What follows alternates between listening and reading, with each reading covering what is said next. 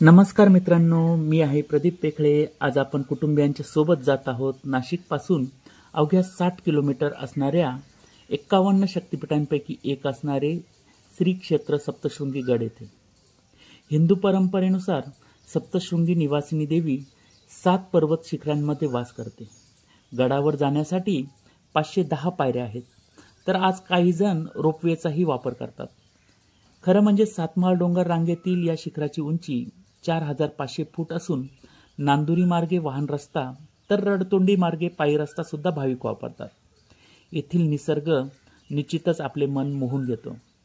या ठिकाणी गडावर भव्य पाण्याचे टाके आहेत।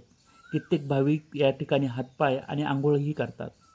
शीतखडा तसेच येथील प्राचीन हेमाडपंथी श्री सिद्धेश्वर महादेवाचे मंदिर सर्वांचेच लक्ष वेधून घेतो। या ठिकाणी समोर असणारा मार्कंडेय पर्वत आजही आपणास खुणावतो।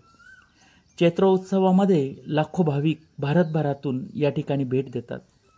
18 भुजा असणारी ही देवी आपणास खरोखर मनोमन आशीर्वाद देते, आपले मन मोहून घेते। आपणही या ठिकाणाला अवश्य भेट द्या। जय माता दी, सप्तशृंगी माते की जय।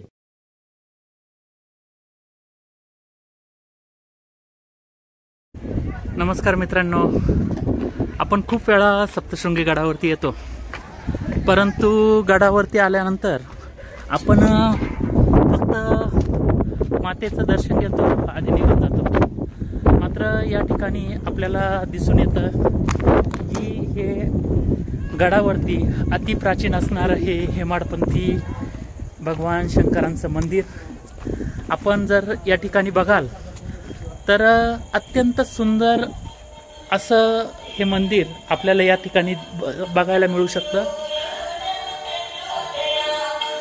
अजूनही जुनी कलाकृती या ठिकाणी आपल्याला तशीच बघायला मिळते आणि हे आहे भगवान महादेवांचं विलोभनीय असणारं दृश्य।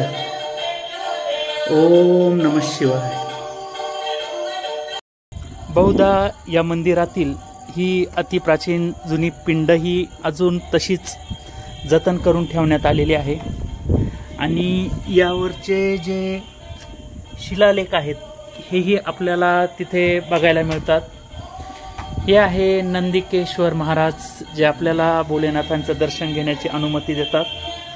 आणि आपण जसं आतमध्ये गर्भगृहामध्ये प्रवेश करतो, हे आहे भगवान महादेवांचे दोन्ही सुपुत्र भगवान गणेश आणि भगवान कार्तिकेय। या ठिकाणी आपल्याला नवीन अत्याधुनिक कलर दिलेला आहे, मात्र जुन्या प्राचीन मूर्त्या ज्या आहेत त्या अगदी तशाच ठेवण्यात आलेल्या आहेत। आणि वरतीही आपण बघू शकतो हे जे शिलालेख आहेत ते त्याच पद्धतीने जतन करण्यात आलेले आहे।